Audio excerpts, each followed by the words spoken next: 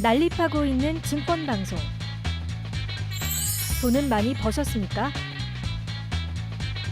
믿을 수 있는 증권방송 있나요? 스타겐이 확 바꾸겠습니다. 스타겐은 기존 증권방송과 다릅니다.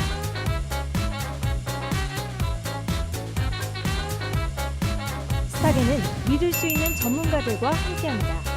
이제 시스템 전문 회사가 증권 정보 서비스를 시작합니다. 정직한 증권 방송 스타겐.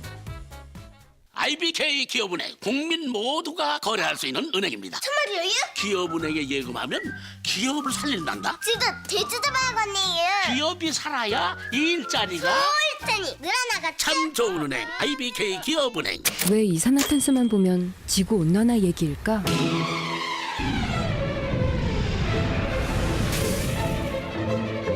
이산화탄소를 친환경 플라스틱으로 SK이노베이션. 승용차, SUV, 수입차? 어떤 차를 살지보다 어디서 살지를 고민하라. 똑같은 차를 더 좋은 가격과 서비스로. 새 차 살 땐 KT 금호렌터카. 아니, 이상하네. 통신사는 다 해주는데 증권사는 왜 안 해주는 거죠?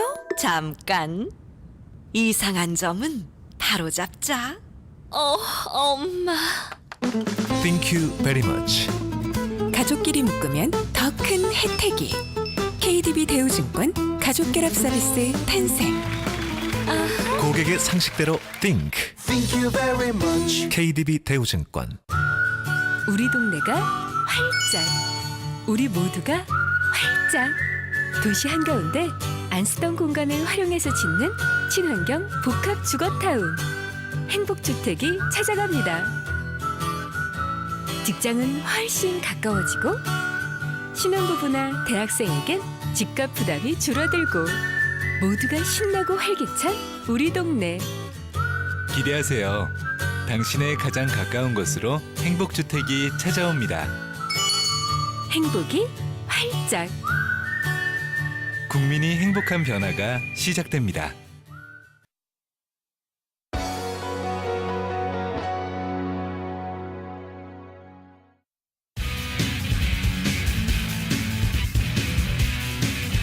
안녕하세요. 스타겐 라이브 이정은입니다.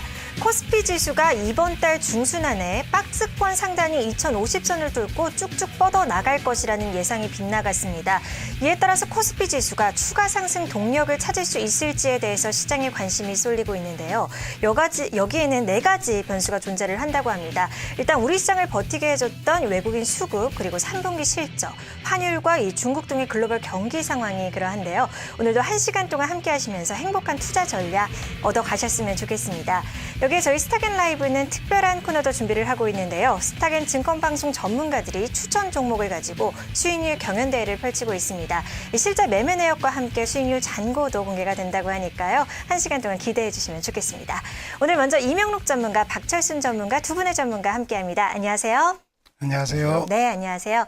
네, 이명록 전문가님 주말 잘 보내셨나요? 네, 덕분에 잘 보냈습니다. 네, 오늘 시장 상황은 전반적으로 어떠셨나요? 자, 오늘은 지금 10월 17일 이후에 네. 8영업일 동안에 양읍 패턴으로 오고 있습니다. 네. 오늘 이제 양봉이 나왔는데 상당히 좋은 장이었지만은 매수는 저가 향했다고 기다리고 있었더니 네.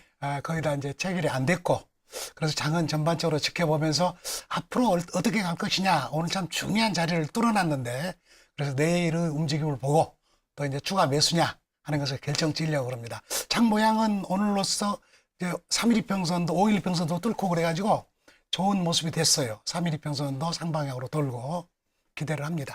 모양 예쁘듯이 머리 스타일도 예쁘게 바뀌신 것 아이고, 같아요. 감사합니다. 네. 오랜만에 좀 잘랐습니다. 네, 알겠습니다. 박철순 네. 전문가님은 오늘 좀 기분 좋은 투자 하셨나요? 네, 오늘 일단은 네. 기업들이 이렇게 실적도 좀 엇갈리고 국내 증시도 약간 상승 탄력이 좀 낮아지면서 아무래도 기업들 투자하기가 좀 애매한 상황이었는데요. 일단은 실적도 어느 정도 반영이 됐기 때문에 이제는 3분기 실적보다는 4분기 그 이후에 실적이 좋을 만한 기업들을 찾는 그런 시점이라고 생각을 하기 때문에 오늘 방송을 통해서 이런 종목들 소개를 좀 해드리겠습니다. 네, 알겠습니다. 1시간 동안 기대해 보도록 하겠습니다. 그럼 이어서 바로 화면 통해 오늘장 이슈 만나보시죠.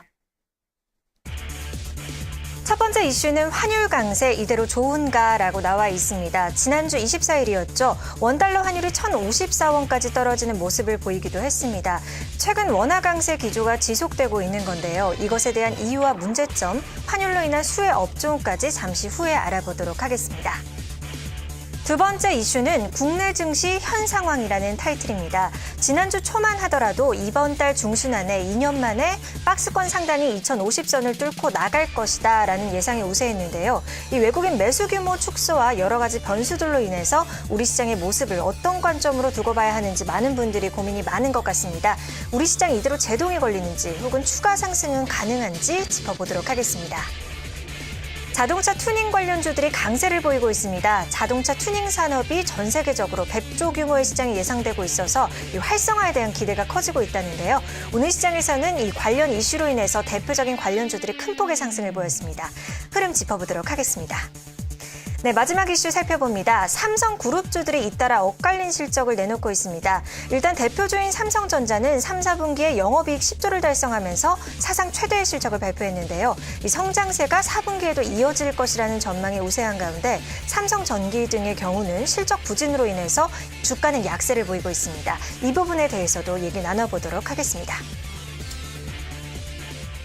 네, 먼저 첫 번째 이슈 알아보도록 하겠습니다. 최근 원화 강세가 계속 지속되고 있죠. 네, 그렇습니다. 네. 자, 오늘의 첫 번째 핫 이슈로는 원화 강세 이대로 좋은가라는 타이틀을 잡았는데요. 지난번에 23일 날, 10월 23일 날 갑자기 이제 원화가 강세로 확 돌아서면서 생각지 않았던 1,050원대로 돌아가지고 네. 1,055원도 장중에 붕괴되는 그런 모습이 나왔습니다. 그러자 이제 바로 그 다음 날 당국하고 한국은행에서 외환시장에 개입을 한 거죠. 개입을 해가지고 1,055원에 있는 것을 바로 1,060원대로 이렇게 올려놓고 조금 안정된 모습을 보이는데, 여기서 우리가 알 수 있는 것은 당국이 1,050원대를 사수하려는, 방어하려는 의지가 강하구나 하는 것을 우리가 알 수 있고, 오늘은 이게 1,061원 10전으로 마감을 했습니다. 네. 그래서 아무튼 이것은 지켜봐야 되는데, 이 상황에서 당국의 의지를 보고 우리가 생각할 것은 왜 원화 강세 현상이 나타나고 있고, 그리고 이게 어떤 문제점 때문에 그렇게 하는 거고, 네. 그리고 앞으로 이것은 어느 정도 더 강세 현상이 올 것인가 하는 것도 보고, 기왕에 본 김에 이 원화 강세가 그러면 증시는 어떤 영향 미치고, 그 다음에 증시에 미치면서 또 관련 업종에 좋은 업종은 어떤 거고 수혜 업종은 어떤 거냐 하는 것도 같이 한번 살펴보고 싶어서 이 타이틀을 정했습니다. 네, 그러면 먼저 원화 강세 이유부터 들어가야겠네요. 이 원화 강세 이유는 세 가지로 들 수 있어요. 첫 번째로는 우리 내국적인 문제인데, 우리나라 수출이 워낙 잘 되다 보니까 네. 외화가 많이 들어옵니다. 그래서 이제 지금 최근에 발표된 자료에 의하면 경상수지 흑자가 19개월 연속 되고 있다라고 했는데, 이제 경상수지는 여러분 이제 해석하려면 어려우니까 그냥 무역수지라고 생각하십시오. 수출과 수입에 이제 그 금액이 수출이 수입보다 많으면 흑자고, 적으면 적자가 되는데, 과거에 우리가 이제 수입을 많이 할 때는 적자 규모도 있었지만은 상당히 오래 전부터 1990년대 이후에 흑자 기조를 쭉 유지하면서 최근에 금년에 와서 흑자폭이 굉장히 늘어나고 있어요.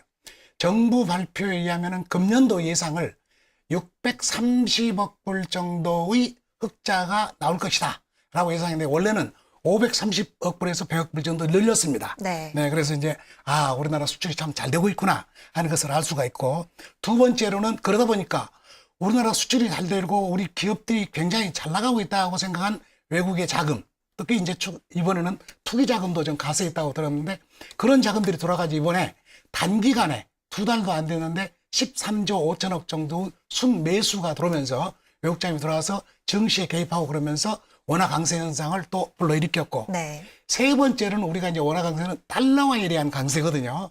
근데 달러가 미국이 재정 불확실 이런 것 때문에 미국 자체가 글로벌 시장에서 원화 약세 현상을 달러 약세 현상을 보이고 있습니다.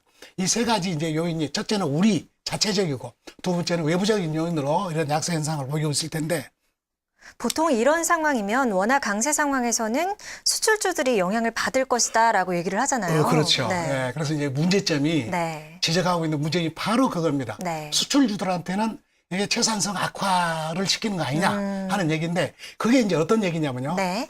삼성전자가 10,000부를 수출한다고 해봐요. 그러면 원화 환율이 1,150원일 때는 이게 만불 수출해가지고 외화 가지고 와서 한국에서 바꾸면 1,150만 원이 수입이 됩니다. 네. 이게 1,050원으로 떨어지면은 똑같은 만불을 수출했는데도 원화 바꿨을 때 1,050만 원이 되니까 100만 원이 사라져버려요. 그렇죠. 그러면 그 사라진 만큼이 기업의 순이익에서 줄어드는 거죠. 그러니까 채산성이 악화된다 했는데 지금 대기업들은 1,000원대까지도 생각을 하고 뭐 이 계획을 짜고 그런다고 듣고 있어요. 그래서 네. 아무튼 그런 이유가 있고 그래서 수출 주도하는 종목들한테는 조금 문제가 있겠습니다.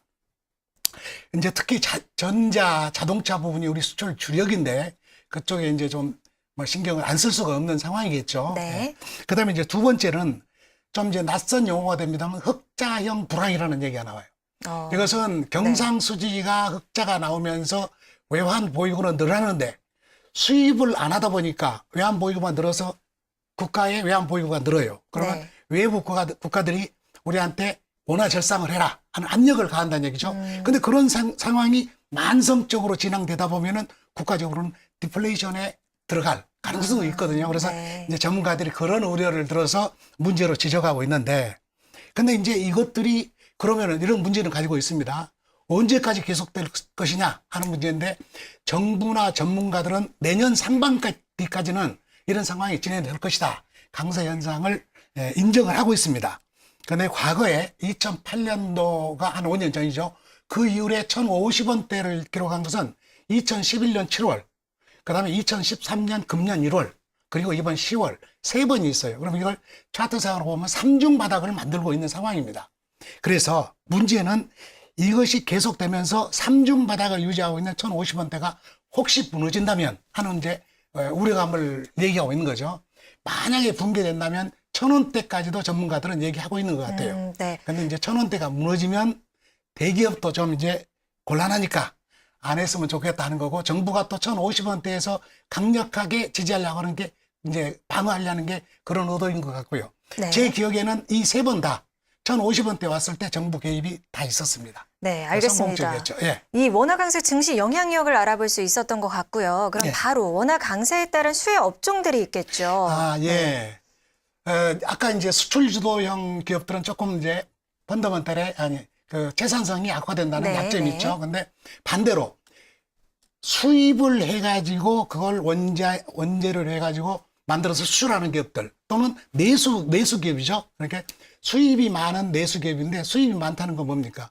우리나라에서 가장 많은 게 뭐죠? 원유죠. 네. 원유, 가스, 철광석, 그리고 이제 사료 같은 거나 음식료 만들기 위한 곡물 이런 게 되겠습니다. 그래서 그런 관련주들은 철강업종, 그다음에 정유업종, 그리고 한국가스공사 같은 가스업종, 그리고 이제 CJ라든가 농심 같은 그런 농산물을 수입해 가지고 내수를 만들어내는 그런 기업들한테는 상당히 긍정적인 효과가 있고요. 그다음에 이제 두 번째로는 항상 나오는 거지만은 외화 표시 부채가 많은 기업. 네, 이런 기업은 자동적으로 환차익이 나오거든요. 그래서 이제 그런 기업은 수혜가 될 거다 했는데, 그러면 외화 부채가 많은 게 뭐냐? 달러 베이스의 외화 부채가 많은 기업은 항공기나 선박, 이런 거는 이제 컨소시엄 해가지고 거대 자금을 들여가지고 하기 때문에 대한항공이나 아시아나항공의 비행기 자체는 전부 이제 빚으로 사온 거에 많습니다. 네. 그래서 가만히 앉아서 환율 강세가 되면은 그만큼 환차 이익을 보는 거죠. 그래서 이제 그런 기업들, 그래서 이쪽으로 보면은 항공운수, 그다음에 철강 쪽도 그렇고 전력 분야도 상당히 외화 달러 표시 외화가 많습니다. 그래서 이런 쪽은 수혜를 볼 것이다 이렇게 생각하는데, 이런 데 대한 매매를 결론적으로 말한다면은 지금 원화 강세가 과거에 보면은 증시에 그렇게 생각처럼 이런 쪽으로 많이 미친 게 아니고 오히려 우리나라의 펀더멘털이 좋다고 생각해서 주가는 올라버린 상황이 많았습니다. 네. 그래서 이것에 너무 민감하지 말고, 그 다음에 이제 수혜주라 해서 또 너무 이제 베팅을 한다거나 공격적인 매수를 하지 마시고, 반드시 이제 그 기술적 분석을 통해서 뭐든지 매수할 자리가 있습니다. 맥점을 찾아서 매매하신다면은 이런 재료 가지고도 좋은 또 결과를 낼 수 있으리라고 생각합니다. 네, 환율에 따른 이 국내 증시의 영향력까지 살펴봤습니다. 이어서 두 번째 이슈 바로 알아보도록 할게요. 지난주 초만 하더라도 이번 달 중순 안에 2050선을 돌파를 할 것이다라고 했는데요. 네. 지난주 수요일 기점이죠. 2040선이 깨졌다가 다행히 현재는 조금 올라온 모습입니다. 네. 짚어주시죠. 네. 네, 일단 오늘 이슈로 국내 증시의 현 상황이라는 타이틀을 걸었는데요. 일단 지난 올해 10월 달 들어서 지난 2년간의 박스권 상단을 돌파한 뒤에 현재 주가는 조정을 받고 있는 모습을 확인을 할 수가 있습니다. 아무래도 이 단기 과열에 따른 쉬어가기 국면이라고도 볼 수가 있는데요. 그렇다면 지금 증시의 상승 탄력이 둔화된 이유는 무엇이냐 한번 짚어봐야 될 것 같습니다. 크게 세 가지 정도 요인이 있는데요. 네. 첫 번째는 외국인들의 매수 강도가 약화됐던 것이 가장 큰 요인이 된 것 같고요. 네. 두 번째로는 중국의 단기 금리 상승과 경기 부양 완화에 대한 내용들이 나오면서 중국에 대한 불확실성이 커졌던 것도 증시의 상승 탄력을 둔화시키는데 영향을 좀 줬던 것 같습니다. 마지막으로는 실적 시즌에도 불구하고 시장의 기대치에 못 미치는 실적 발표를 한 기업들이 많아지면서 이런 것들이 역시 증시의 상승 탄력을 둔화시키는데 영향을 줬는데요. 하지만 이 글로벌 투자자들의 경우 이 위험 자산에 대한 선호도는 계속적으로 유지가 될 것으로 보고 있고요.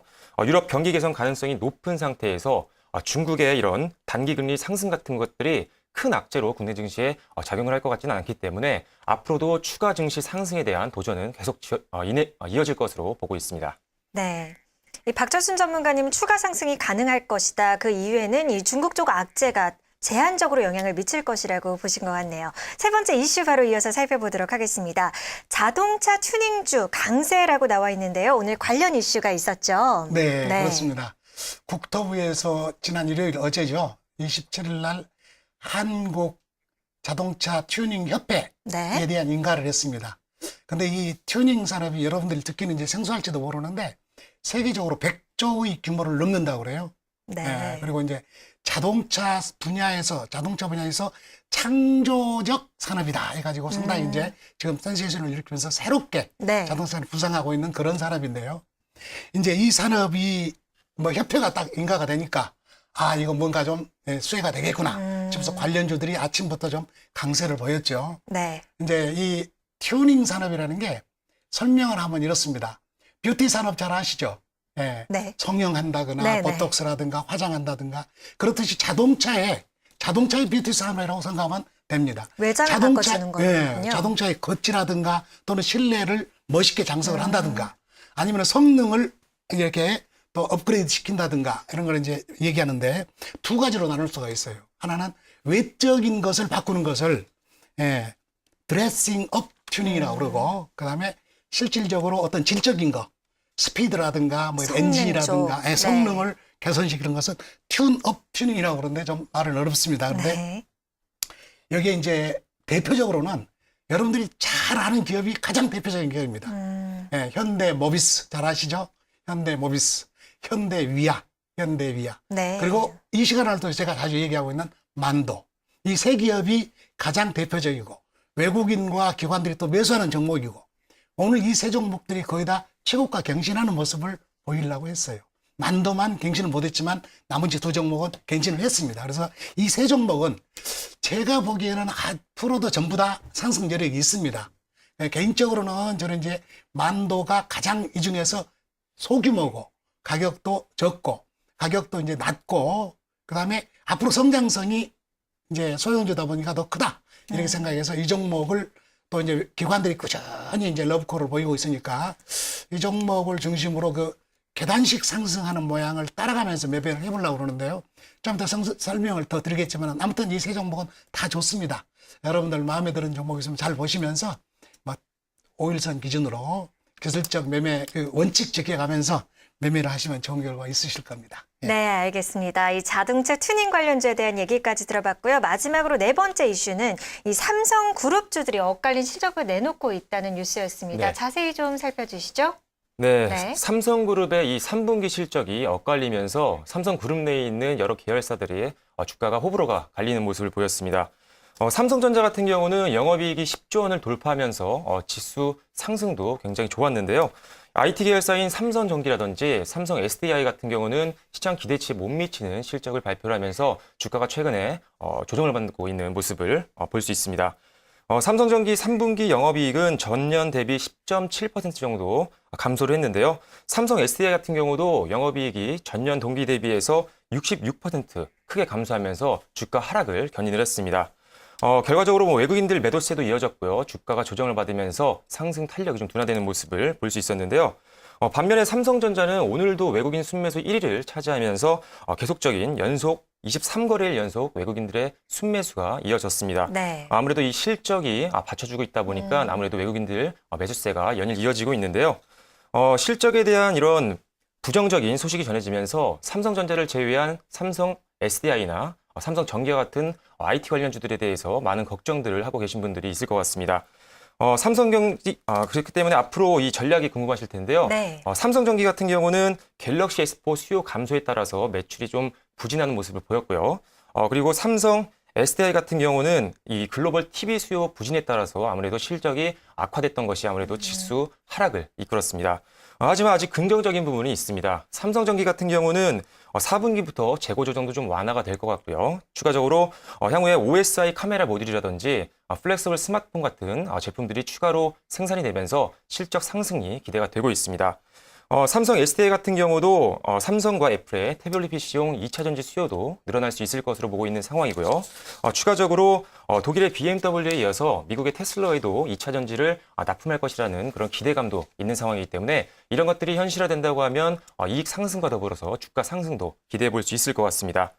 따라서 삼성전기와 삼성 SDI 같은 경우는 아무래도 단기적인 불확실성은 갖고 있기 때문에 단기 매수 관점보다는 좀 더 중장기적인 관점에서 투자를 하시는 것이 좀 더 바람직할 것으로 보입니다. 네, 알겠습니다. 지금까지 오늘 장을 달군 4가지 이슈 살펴봤습니다.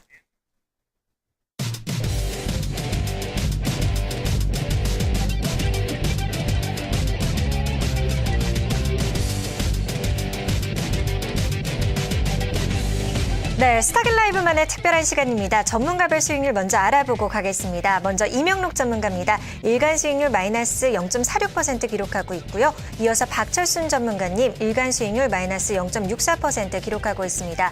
이어서 박우석 전문가님은 누적 수익률 마이너스 0.42%고요. 황성호 전문가님 주간 수익률은 부진하지만 오늘 같은 장에서도 플러스 수익 기록했습니다. 일간 수익률 1.6% 플러스 마감했네요. 마지막으로 문서진 전문가는 누적 수익률 마이너스 2.39% 기록하고 있습니다.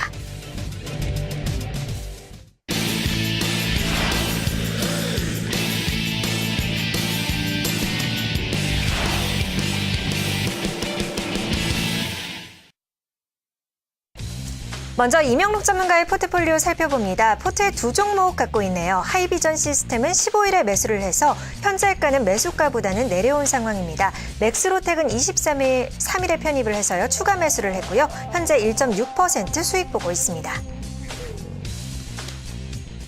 네, 어떤 기준으로 매매하신 건지 간략히 들어보도록 할게요. 네. 오늘은 매수한 게 아닌데 아무튼 하이비전 시스템즈는 그동안에 여러 번 말씀을 드렸습니다. 10월 15일 날 편입을 해가지고 네. 중간에 목표가에 도달을 했었는데 조금 더 욕심을 냈다든가 또는 매도 타임을 놓쳐가지고 계속 가지고 오면서 지금은 손실이 커져 있는 상태고, 그 다음에 이제 맥스로텍은 뭐 이것도 3D 프린터 관련주인데요. 이것도 기술적으로 지금 접근을 하고 있습니다. 앞으로 성장성에 대한 기대가 있기 때문에 이제 매수 대상 종목으로 선정을 했고, 그리고 지금은 기술적으로 접근을 하고 있는데 2번 나눠서 매수를 했거든요. 근데 작은 수익이 있죠. 근데 오늘 또 저가에 매수를 시도했지만은 네. 매수는 안 됐습니다. 그런데 기회는 있다고 생각합니다. 내일 또 저가에 오면 그 기준은 5일평선입니다. 그래서 내일은 또 매수 주문가가 5일평선에 올라가면서 더 높아질 수도 있어요. 네. 그러나 그렇게 해서 추가로 매수를 해서 가지고 가볼 예정입니다. 네, 이어서 보니까요. 매도를 하신 종목도 2종목이 보입니다. LG 디스플레이, 디지텍 시스템 이렇게 나와 있는데요. 그렇습니다. 매도 종목도 설명 부탁드릴게요. 네, 먼저 이제 디지텍 시스템은 네. 지난번에 말씀드릴 때 기술적으로 5일 이동평선하고 10일 이평선이 상방향으로 돌기 때문에 위에 있는 21일 평선을 돌파할 것이다. 그래서 21일 평선 돌파하는 가격을 우리가 수익으로 챙기자 했는데 예상대로 이 종목도 2번 나눠서 매수를 해가지고 21일 평선이 6,300원대 있는데 6,450원까지 가서 거기서 차익을 5.7% 차익을 챙겼습니다. 근데 실제로는 6,620원까지 갔었는데 그건 아쉬울 거 없죠. 다른 사람도 또 수익을 내야 되니까 좋았는데 사실은 그 LG 디스플레이가 25,000원, 24,800원 그 사이에서 매수를 해가지고 네. 24,800원이 종가 기준으로 무너지면은 일단 외바닥이었으니까 손절을 하고 다시 보자라고 이제 전략을 말씀드렸던 거거든요. 그러니까 이제 원칙대로 했는데 그날 종가가 쭉 밀려놀아서 24,400원 일단 손절을 했습니다. 그리고 이제 지켜보면서 앞으로도 23,700원이 전 저점입니다. 그래서 쌍바닥을 해주면 더 좋고 안 그러고 여기서 돌아서 우측 금등이가 높은 쌍바닥이 나오면은 진바닥 나오면은 그때 새롭게 매수해가지고 여러분들께 또 설명을 쫙 해드리도록 하겠습니다. 네. 아쉽지만은 원칙을 지키는 매매가 중요하다 생각이 됩니다. 예. 네, 알겠습니다. 이렇게 매도 두 종목까지 살펴봤고요. 지금 현재 포트폴리오에 하이비전 시스템, 맥스로텍 두 종목을 보유하고 있습니다. 하이비전 시스템 뭐 지난주도 말씀을 많이 해주셨지만 간략히 설명 부탁드릴게요. 네, 이 회사는 3D 프린터 관련주인데 기업 내용은 참 좋습니다. 네, 조금 설명을 드릴게요. 네. 여러분들 그 스마트폰이나 휴대폰에 들어간 초소형 카메라 모듈 자동 검사 시스템 이 분야에서는 국내 1위 업체입니다. 근데 이 회사가 이제 조금 이제 이 한국증권거래소에서 지난 6월 25일 날 히든 챔피언으로 선정이 됐고 좋은 회사예요. 자본금 70억에 시가총액 2,200억인데 상반기에 98억 그 영업이익을 내 가지고 그 기준으로 하면 펀은 12배 정도 되는데 이 정도라면은 성장성에 비춰서 결코 고평가됐다고 볼 수가 없습니다. 아직도 네. 이제 상승할 여력은 많다. 그래서 목표 주가는 지난번에 가격을 만들었던 22,000원과 최선도 2만 원을 넘는다 해서 단계적 목표를 잡고 있는데요. 그 목표를 정해놓고 왔었는데도 이제 매매를 못한 건 제가 이제 서툴렀던 거고 다시 또 올 겁니다. 근데 기술적으로 현 위치에서 여러분들이 이 종목 잘 보셔야 돼요. 제가 여러분들께 추천을 드릴 때 17,400원 기준으로 플러스 200원, 마이너스 200원 사이에서 매수하시고 매수가 대비 3%가 떨어지면 손절하거나 22평선이 무너지면서 16,900원이 이탈하면 일단 손절하시고 다시 봅니다 했습니다. 근데 그렇게 듣고 매수하신 분들은 다시 매수할 기회가 이제 곧 와요. 네, 차트 한번 보여주시겠어요? 네, 보실까요? 네. 네, 일단 하이비전 시스템은 현재 수익률은 마이너스권에 있습니다. 네, 그렇습니다. 하지만 흐름 지켜보도록 하겠습니다. 차트 네, 살펴보고 지금 계신데요. 차트가 네. 나옵니다. 자, 이 종목은 22,350원이 이제 전 고점이고요. 네. 그 다음에 지금 또 빨간 표시로 되어 있는 이쪽이 2만 원으로 두 번째 고점입니다. 근데 이 종목의 그 히스토리가 좀 있어요.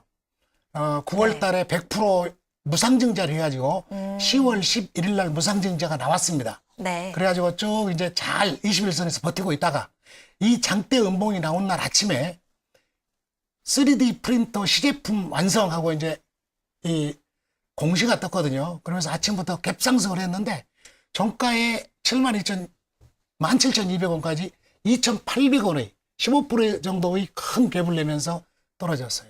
그런데 그 자리가 이제 말하자면은 일단 손절할 자리인데 저는 이제 버텼습니다. 근데 네. 이제 앞으로 이 5일, 10일, 20일 이평선이 고개를 숙였기 때문에 60일 이평선까지 갈 수 있습니다. 근데 그 전에 기사회생 방법이 딱 하나 있거든요. 그건 어떤 3일 건가요? 이평선이 네. 3일 이평선이 돌아서는 겁니다. 예. 내일 종가가 16,600원만 되면은 살아나는 거고 그렇지 않으면은 15,000원대까지 기다렸다가 사시면 되니까 여러분들 내일 종가 16,600원 이상 되면은 매수하시고 고가에서 손절하신 분들 그 다음에 새로 사실 분도 그때는 매수고 또 그 자리에 못 와준다 그러면 좀 기다렸다가 15,000원 금방 15,200원 금방이면 되겠습니다. 그 금방에서 네. 올라오고 있으니까 매수하시면 될 겁니다. 그럼 내일 종가를 보시고 전문가님도 이제 네, 보유를 그렇습니다. 더 늘려갈 건지. 근데 비중을 충분히 네. 잡고 있어서 이거 네. 더 늘리지는 않겠습니다. 그리고 네. 이 종목은 앞으로 상당히 오랫동안 여러분들하고 같이 갈 겁니다. 지금은 손해지만 앞으로 이제 이것을 손해를 줄이면서 또 반을 팔아서 다시 이제 평균 단가 낮추는 그런 매매 기법을 여러분들께 선보여 드릴 겁니다. 네, 알겠습니다. 그럼 이어서 다음 종목인 맥스로텍도 살펴보도록 하겠습니다, 전문가님. 네, 맥스로텍은 자동차 생산하는데 자동화 시스템을 하고 이 회사는 재밌어요. 겐트리 로봇이라고 그 공작 기계를 공작물을 자동으로 운반해주는 그런 기계예요. 근데 무선 로봇은 이 회사밖에 없습니다. 그래가지고 이거 때문에 앞으로 이제 상당히 전망이 있다고 보는 거고, 이 회사 역시나 3D 프린터 관련주인데 바로 이 로봇이 이제 그런 쪽에 해당되지 않나 싶고, 지금은 그렇게 실적이 아주 좋은 건 아닙니다. 현대 위아나 현대 차에 주로 납품을 하고 있는데, 지금 현재 이 종목도 차트가 잠깐 차트를 살펴보죠. 네. 차트 모양이 좋은 편입니다. 141070. 네, 이 자동차 생산 자동화 시스템 분야 선두 기업이라고 예. 나와 있네요. 자, 여기서 차트 보시면 지금 살펴보겠습니다. 상승을 한번 하면은 네. 꼭 눌림이 나오죠. 이 현상은 잠깐요.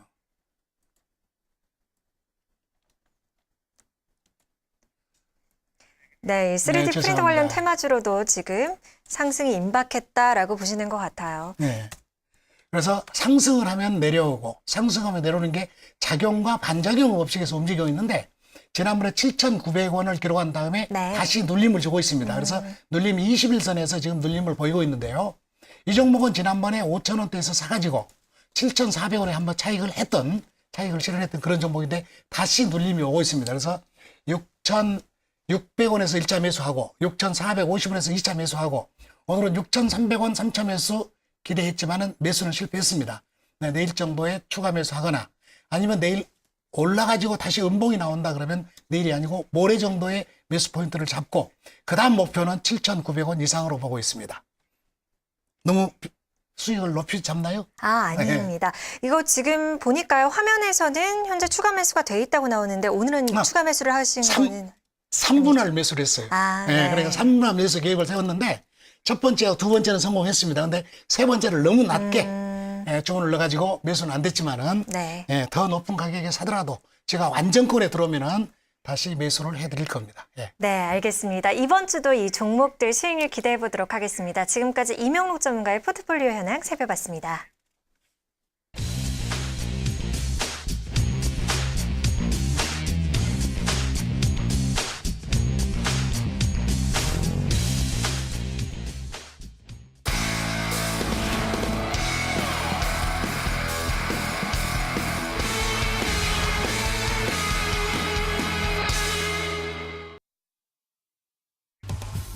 이번엔 박철순 전문가님의 포트폴리오 현황 살펴볼게요. 총 9종목을 보유 중입니다. SK이노베이션과 SK텔레콤이 1%대의 좋은 수익률을 보여주고 있고요. 이 GS도 플러스권에 있습니다. 하지만 아쉽게도 이 삼성전기와 LG화학은 손실을 보고 있고요.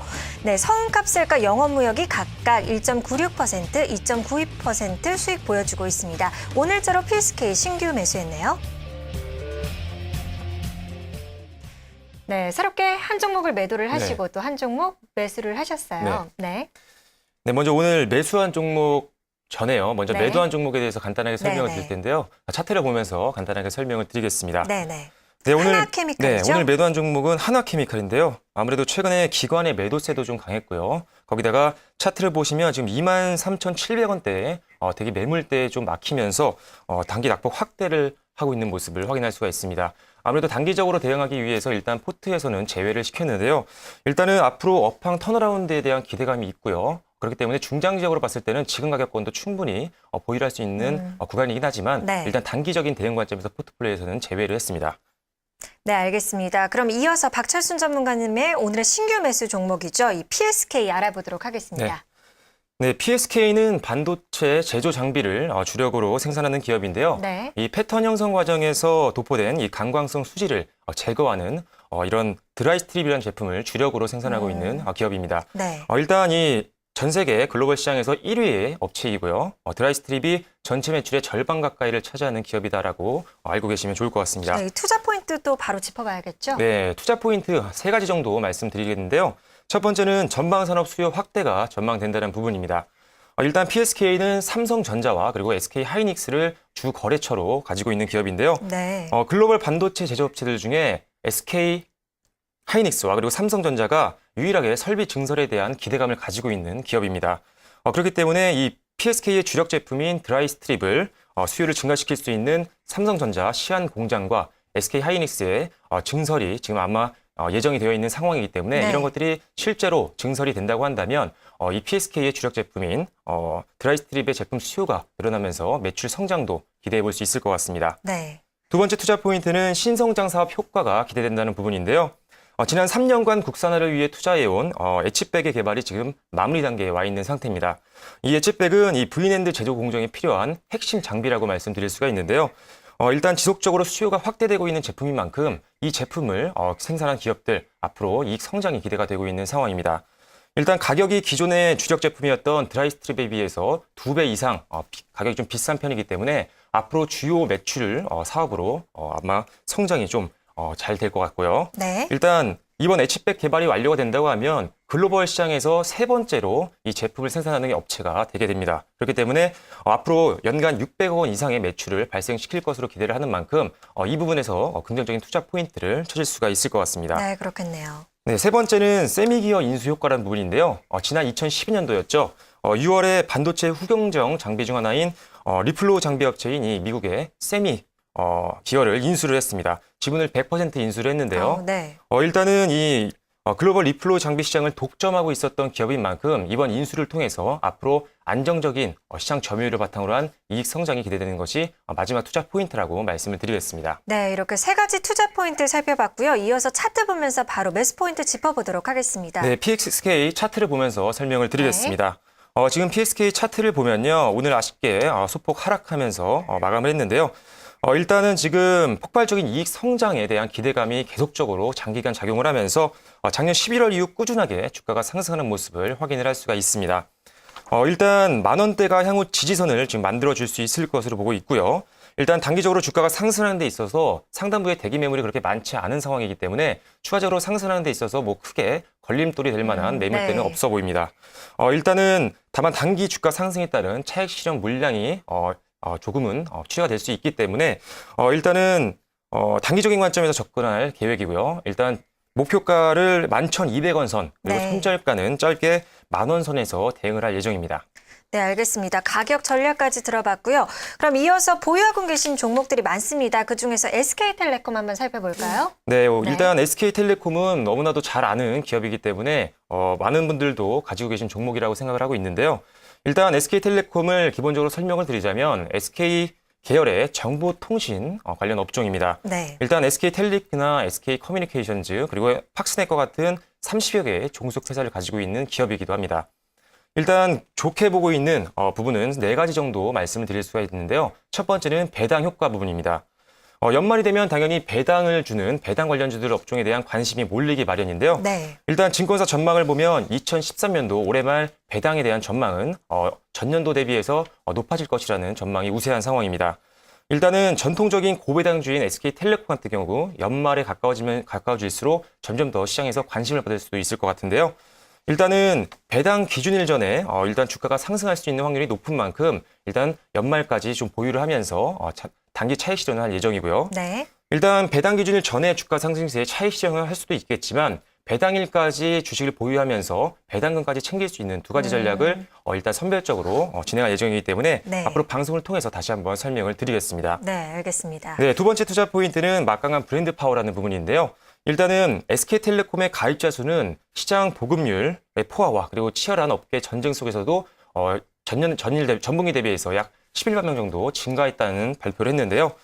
일단은 지난 주파수 경매에서도 SK텔레콤이 차지했던 1.8GHz LTE 광대역 서비스로 인해서 LG U+와는 어느 정도 격차를 벌려놓은 상태입니다.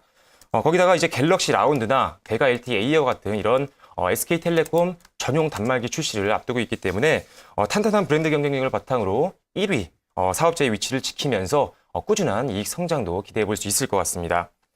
네, 세 번째 투자 포인트는 ARPU 성장이라는 부분인데요. 이 ARPU는 가입자당 거둘 수 있는 매출이라고 보시면 될 것 같은데요. 이동통신사가 어느 정도 성장을 하기 위해서는 가입자 수도 늘려야 되지만 ARPU 성장도 반드시 확보를 해야 되는 것이 가장 중요하다고 할 수 있습니다. SK텔레콤의 무선 ARPU는 2분기 대비해서 3% 정도 증가할 것으로 지금 예상을 하고 있는 상황이기 때문에 안정적인 매출 성장도 기대해 볼 수 있을 것 같습니다. 네, 마지막 투자 포인트는 지분법 이익 증가가 전망된다는 부분인데요. 일단 SK텔레콤은 SK 하이닉스와 SK 브로드밴드 그리고 SK 플래닛과 같은 굉장히 큰 자회사들을 대량으로 보유하고 있는 기업입니다. 앞으로 이 자회사들의 실적 성장에 따른 지분법 이익도 성장할 것으로 보고 있기 때문에 이런 부분에서도 역시 주가 상승을 기대해 볼 수 있을 것 같습니다. 네, 이렇게 여러 가지 투자 포인트 살펴봤고요. 바로 이어서 SK텔레콤 차트 살펴보면서 투자 포인트 짚어보도록 하겠습니다. 네, 차트를 보면서 간단하게 정리를 해드리겠습니다. SK텔레콤 같은 경우 주가를 보면 작년 5월 이후 양호한 상승 추세를 보이고 있는데요. 일단은 대표적인 경기 방어주로 글로벌 불확실성이 이렇게 우세가 되면서 시장에서도 굉장히 안정적인 내수주로 관심을 좀 많이 받았던 것이 아무래도 지수 상승하는 데 영향을 줬던 것 같습니다. 아무래도 지금 글로벌 불확실성이 조금은 남아있는 상황이기 때문에 안정적인 투자 대안처로 아무래도 시장에서 관심을 받을 수 있는 종목이기 때문에 투자하기 좋을 것 같고요. 추가적으로 실적 역시 안정적인 성장이 기대된다고 말씀을 드렸다시피 앞으로 실적에 따른 주가 성장도 기대해 볼 수 있는 시점이기 때문에 매수하기 좋은 타이밍인 것 같습니다. 일단 기술적으로 보면 21,500원 선, 21만 5천 원 선에 대형 매물대가 있었던 곳이기 때문에 강한 지지대를 형성할 수 있을 것으로 보고 있는 상황입니다. 일단 상승 구간에 역시 앞서 말씀드린 PSK와 마찬가지로 대기 매물이 그렇게 많지 않기 때문에 상승하는 데 걸림돌이 될 만한 매물은 그렇게 보이지 않고요. 그렇기 때문에 추가적인 상승에 큰 문제는 없을 것으로 보고 있습니다. 중장기적으로 10% 수익 구간인 25만 5천 원 선까지 일단 1차 목표가를 보고 있는 상황이고요. 손절가는 마이너스 5% 선인 22만 원 선에서 대응을 하시면 좋을 것 같습니다. 네, 알겠습니다. SK텔레콤 16일에 매수한 종목이고요. 이렇게 박철순 전문가의 오늘의 매매 내역까지 살펴봤습니다.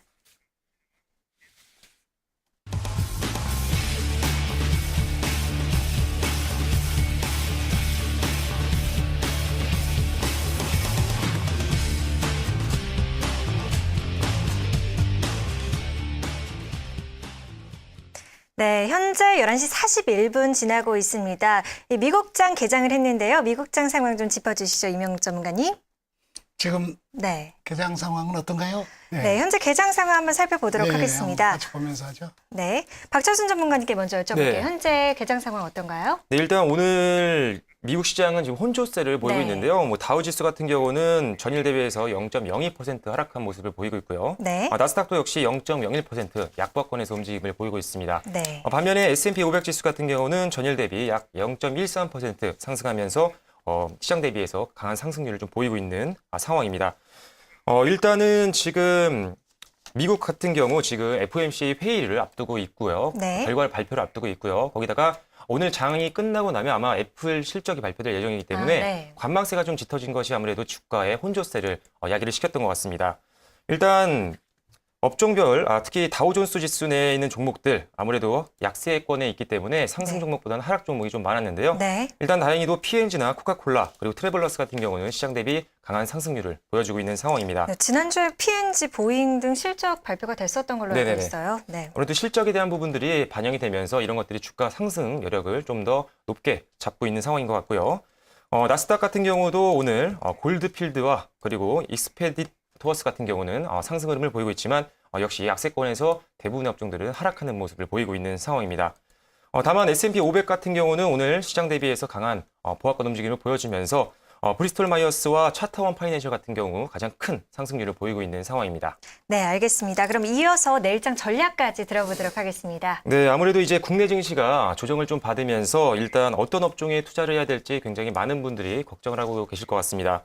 일단은 크게 경기 민감주와 경기 방어주 관점에서 좀 설명을 좀 드리겠는데요. 네. 일단은 지난주 급락했던 경기 민감주를 가지고 계신 분들은 과연 이것을 계속 들고 가야 될지 아니면 안정적인 경기 방어주로 갈아타야 되는지에 대해서 걱정을 좀 하고 계실 것 같습니다. 일단은 안정적인 경기 방어주보다는 조정 기간 동안 단기 반등이 조정으로 인해서 단기 반등이 되는 경기 민감주에 대한 조금 더 관심을 좀 가질 필요가 있겠다고 말씀을 드리겠는데요.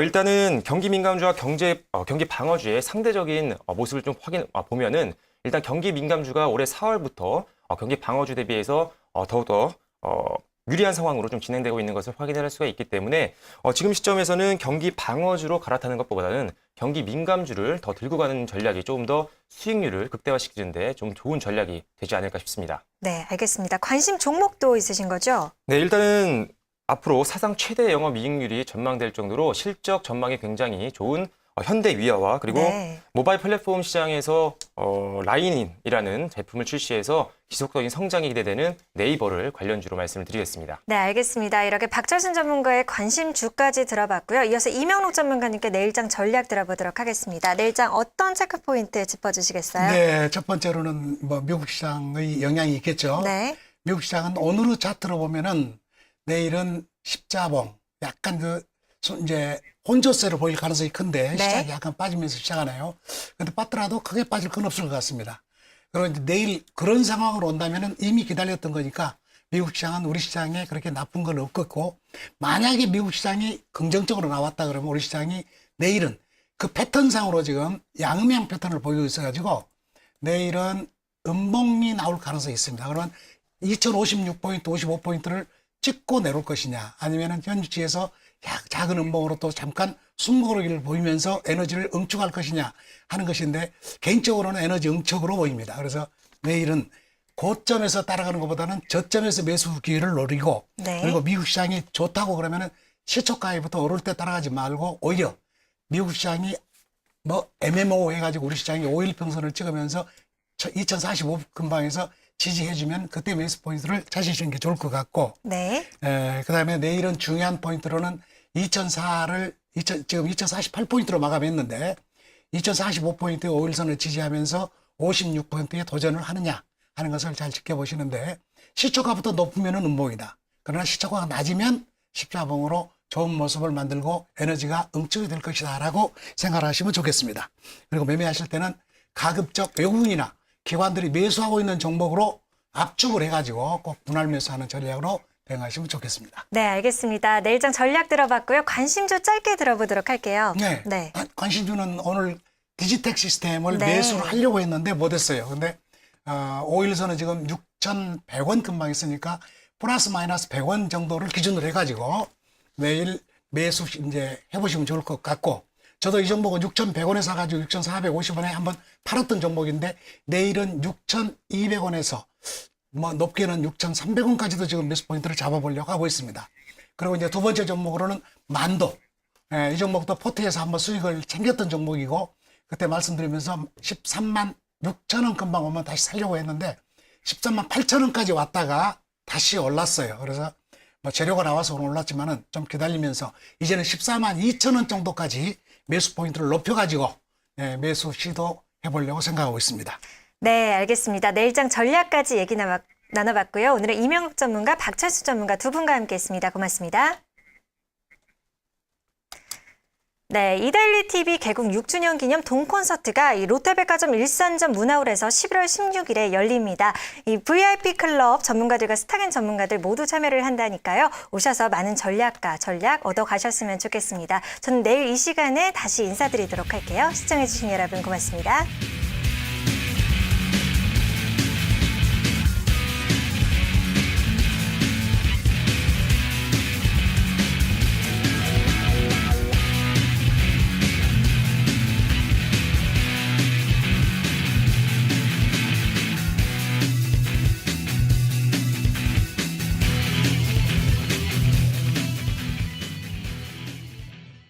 대한민국 어르신들의 고민 해결, 신한 빅플러스 실버보험. 오늘은 어르신들께 아주 반가운 소식을 전해드리겠습니다. 어르신들 사는 동안 아프고 다치는 것도 걱정되고 혹시 사망할 경우에 대비도 걱정되시죠? 네, 그래서 오늘은 생존 시에도 사망 시에도 치매에 걸려도 5대 질병에 걸려도 또 다치거나 노인성 8대 질병으로 수술을 해도 보장되는 보험을 소개해드리겠습니다. 사는 동안 아픈 것도 챙겨주고 혹시나 죽을 경우에도 챙겨주는 그런 보험이 있으면 좋겠어. 그런데 실버보험들을 보면 어떤 거는 죽었을 때만, 어떤 거는 아프고 다쳤을 때만 보장해 주니까 많이 아쉽지. 네, 그렇다면 오늘 정말 좋은 기회에 만나신 겁니다. 신한 빅플러스 실버보험은 사망 시 사망보험금 보장은 기본이고요. 혹시 모를 치매로 인한 간병비 부담도 대비하실 수 있게 이렇게 치매 간병비도 보장해 드립니다. 또 나이 들수록 여기저기 아프고 다칠 경우에 대비도 필요하시잖아요. 그래서 특약으로 이렇게 뇌출혈, 급성 심근경색증, 말기 간질환 같은 큰돈 드는 5대 질병의 진단금도 보장해드립니다. 이게 다가 아닙니다. 여기에 특약으로 다치거나 고혈압, 간경화, 백내장 같은 약관에서 정한 노인성 8대 질병으로 수술할 경우에도 횟수 제한 없이 정액 보장해 드립니다. 네, 어르신들께 필요한 보장들을 모으고 모아서 정말 만족하실 수 있게 나온 실버 보험입니다. 최대 70세까지 가입 가능하니까 늦기 전에 지금 전화해서 알아보시면 좋겠습니다. 1644-0769 1644-0769 네, 벌써 많은 어르신들이 전화 주고 계십니다. 그만큼 어르신들이 이런 실버 보험을 원하셨던 거죠. 아침에도 걱정되지, 여기저기 큰 병 앓는 것도 걱정되지, 혹시 세상 떠날 경우 뒷일도 걱정되지. 그런데 이런 걱정들을 한 번에 덜 수 있으면 딱 좋지. 그래서 이 보험을 자신 있게 권해드리는 거예요. 보세요. 먼저 사망 시 사망보험금 보장은 기본이고요. 나이 들수록 치매도 걱정 안 할 수 없잖아요. 그래서 이렇게 치매 간병비도 보장해드립니다. 거기에 뇌출혈, 급성 심근경색증, 말기 폐질환 같은 큰돈 드는 5대 질병도 특약으로 진단금을 보장하고요. 이뿐 아니라 특약으로 재해나 당뇨, 고혈압, 백내장 같은 노인성 8대 질병으로 수술 시 수술비를 횟수 제한 없이 정액 보장해드립니다. 이 모든 보장 중에 어느 하나라도 보장받고 나면 다 끝나는 게 아니라 다른 보장들에 해당될 경우 또 보장받으실 수도 있습니다.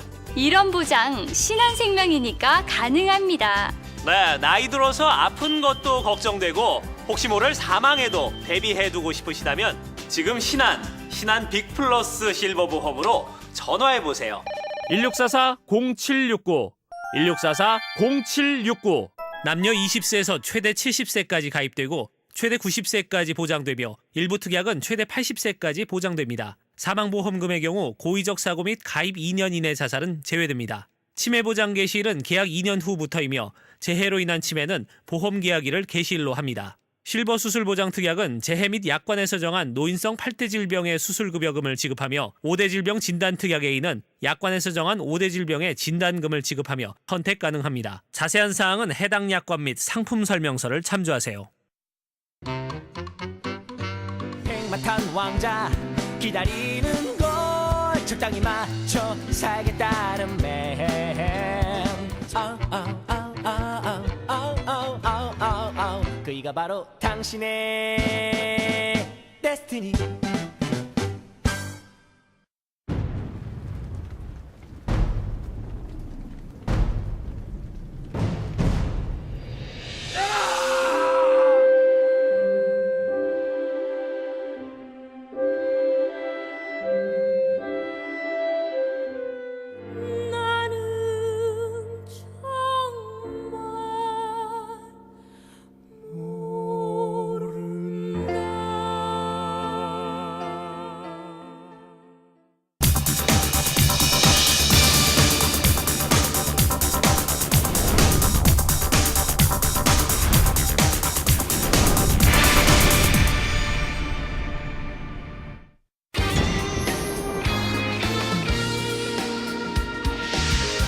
이어서 부동산 연구소가 방송됩니다.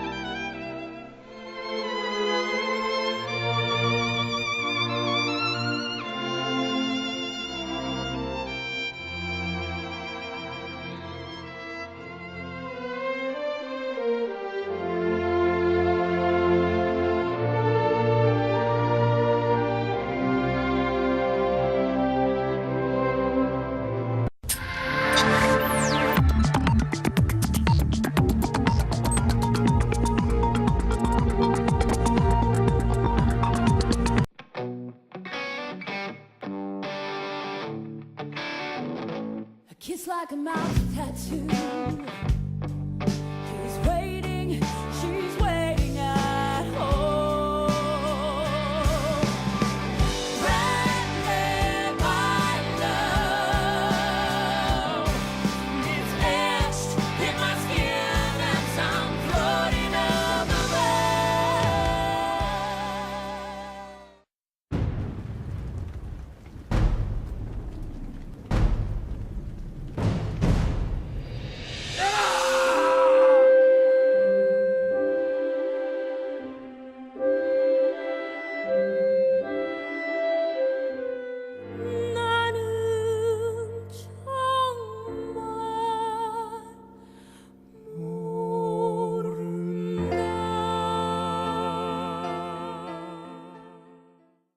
글로벌 금융위기로 인한 국내 경기 침체 속 금융시장의 불확실성을 극복하기 위해 최선을 다한 이데일리 TV가 개국 6주년을 맞이하였습니다. 100세 시대 아름다운 통행을 위한 자산관리 투자 전략을 소개하는 본 콘서트. 대한민국을 대표하는 120명의 최고 금융 전문가들과 함께하는 공연을 개최합니다. 2013년 8월 31일부터 12월 28일까지 롯데백화점 서울 수도권 주요 거점 문화홀에서 열리는 본 콘서트는 국내 최고의 재즈와 국악 공연도 관람할 수 있는 고품격 VVIP 투자 콘서트입니다. 본 콘서트에 참여는 이데일리 TV 홈페이지에서만 사전 접수 신청을 받으며 무료로 개최합니다. 100세 시대의 아름다운 통행을 위한 알찬 자산관리 투자 정보 본 콘서트. 여러분의 많은 참여 바랍니다.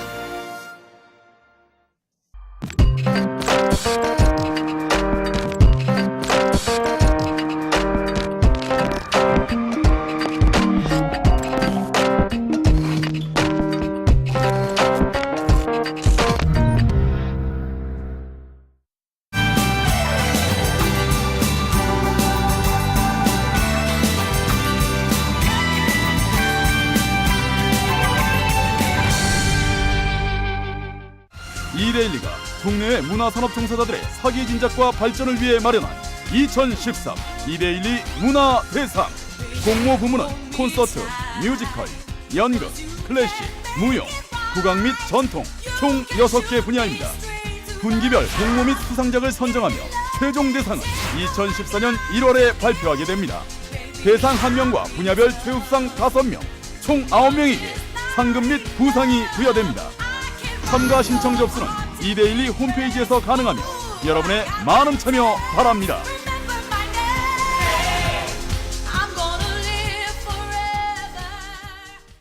걱정은 사라지고 즐거워질 겁니다.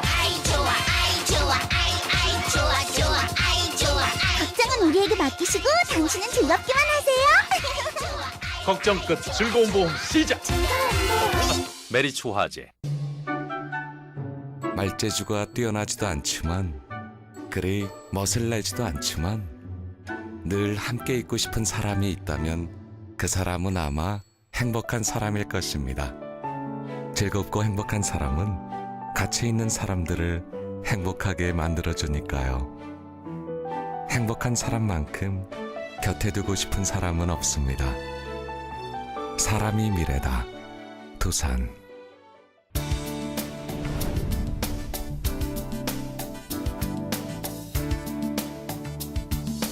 세계적 경기 침체 위기 상황 속에서도 국가 발전과 글로벌 경쟁력 향상을 위해 최선을 다하고 있는 착한 우리 기업들이 있는데요.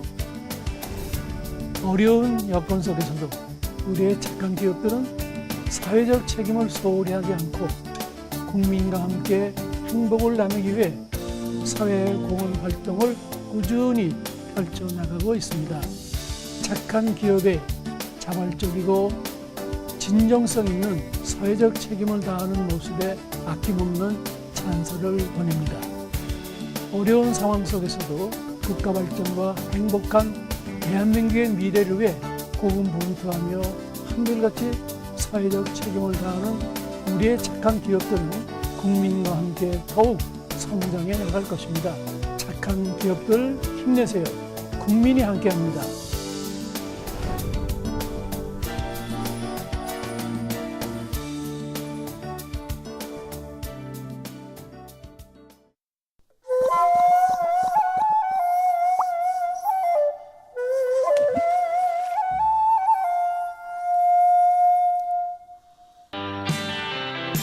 안녕하세요. 12대 전문가와 함께하는 부동산 연구소의 윤이나입니다. 올해 들어 우리나라 국내 부동산에 대한 외국인들의 매매 건수가 크게 증가한 것으로 나타났습니다. 지난해